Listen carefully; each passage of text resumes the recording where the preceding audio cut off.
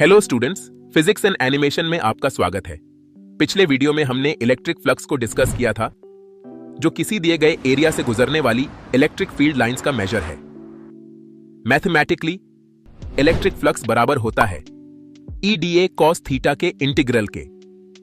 3 dimensional surface के case में हम आमतौर पर सरफेस एरिया शब्द का यूज करते हैं, इसलिए हम इलेक्ट्रिक फ्लक्स को EDS cos थीटा के इंटीग्रल के रूप में भी एक्सप्रेस कर सकते हैं, जहां ds एक बहुत छोटे सरफेस एलिमेंट को रिप्रेजेंट करता है। अब इस क्वेश्चन को कंसिडर करते हैं।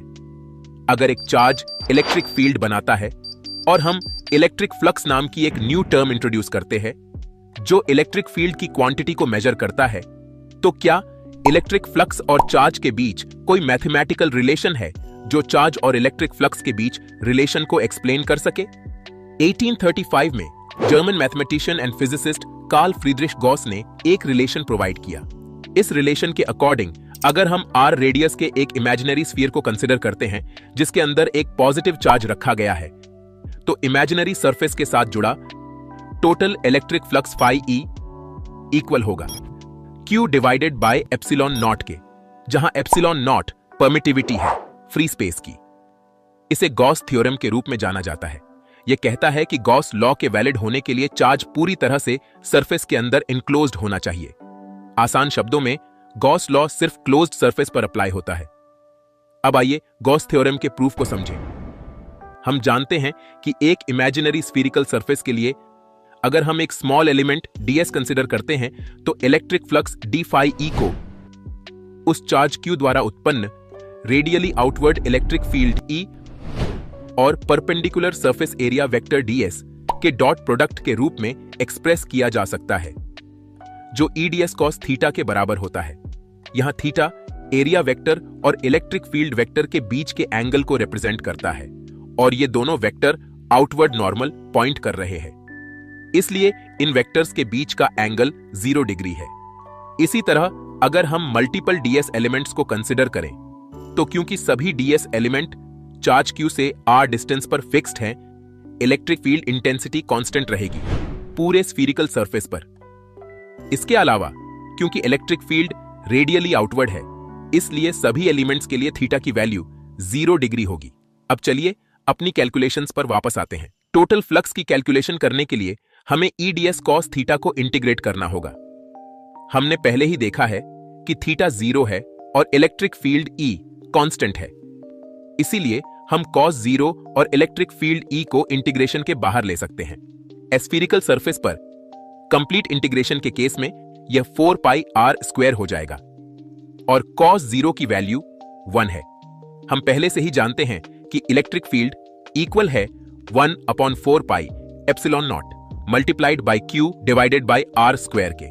ठीक है, अब 4 pi और r स्क्वायर आपस में कट जाएंगे, इसलिए हमें रिजल्ट मिलता है कि E डॉट ds का क्लोज्ड इंटीग्रल इक्वल है q divided by epsilon not के। क्योंकि हम क्लोज्ड सरफेस पर इंटीग्रेशन कर रहे हैं, हम इसे इंटीग्रेशन साइन के ऊपर एक सर्कल रखकर रिप्रेजेंट करते हैं। तो हमने प्रूव किया कि एक क्लोज्ड सरफेस से जुड़ा इलेक्ट्रिक फ्लक्स जो उसके अंदर एनक्लोज्ड चार्ज के कारण है इक्वल है q divided by epsilon not के। दूसरे शब्दों में हम इसे 1/एप्सिलॉन नॉट टाइम्स चार्ज q के रूप में भी एक्सप्रेस कर सकते हैं। ठीक है, जैसा कि हमने देखा, इलेक्ट्रिक फ्लक्स को कैलकुलेट करने के लिए हमने एक पॉइंट चार्ज के चारों ओर एक सरफेस को इमेजिन किया जहां इलेक्ट्रिक फील्ड की इंटेंसिटी हर पॉइंट पर सेम होती है। इस तरह के हाइपोथेटिकल सरफेस, जिसे कैलकुलेशंस को इजी बनाने के लिए कंसिडर किया जाता है, गॉसियन सरफेस कहते हैं। एक गॉसियन सरफेस का यूज इलेक्ट्रिक फील्ड और इलेक्ट्रिक फ्लक्स किसी पॉइंट चार्ज के लिए और यहां तक कि एक कंटिन्यूअस चार्ज डिस्ट्रीब्यूशन को कैलकुलेट करने के लिए किया जा सकता है। आइए गॉस लॉ के बारे में कुछ इंपॉर्टेंट पॉइंट्स पर चर्चा करें। पहला, गॉस लॉ किसी भी क्लोज्ड सरफेस के लिए सही होता है, चाहे उसकी शेप कैसी भी हो। इसका मतलब है कि सरफेस की शेप कैसी भी हो, इसके साथ जुड़ा इलेक्ट्रिक फ्लक्स, जिसे phi E के रूप में डिनोट किया गया है, इक्वल होगा q divided by epsilon not के। दूसरा, एक गॉसियन सरफेस उसके अंदर के टोटल सम ऑफ चार्ज को रिप्रेजेंट करता है। यह इमेजिनरी गॉसियन सरफेस के अंदर मौजूद सभी चार्जेस q के कंट्रीब्यूशन को दिखाता है। तीसरा, यह ध्यान देना इंपॉर्टेंट है कि एक गॉसियन सरफेस किसी इंडिविजुअल चार्ज से नहीं गुजरना चाहिए, लेकिन यह कंटिन्यूअस चार्ज डिस्ट्रीब्यूशन से गुजर सकता है। अगले वीडियो में हम देखेंगे कि कैसे हम कंटिन्यूअस चार्ज डिस्ट्रीब्यूशन के लिए इलेक्ट्रिक फील्ड को गॉस लॉ और गॉसियन सरफेस के एप्लीकेशन द्वारा कैलकुलेट कर सकते हैं। चौथा पॉइंट, अगर कोई चार्ज Q गॉसियन सरफेस के बाहर रखा जाता है तो इसका गॉस के relation electric flux equal to Q by epsilon naught पर कोई प्रभाव नहीं पड़ेगा, जबकि बाहरी चार्ज इलेक्ट्रिक फ्लक्स में कंट्रीब्यूट करेगा।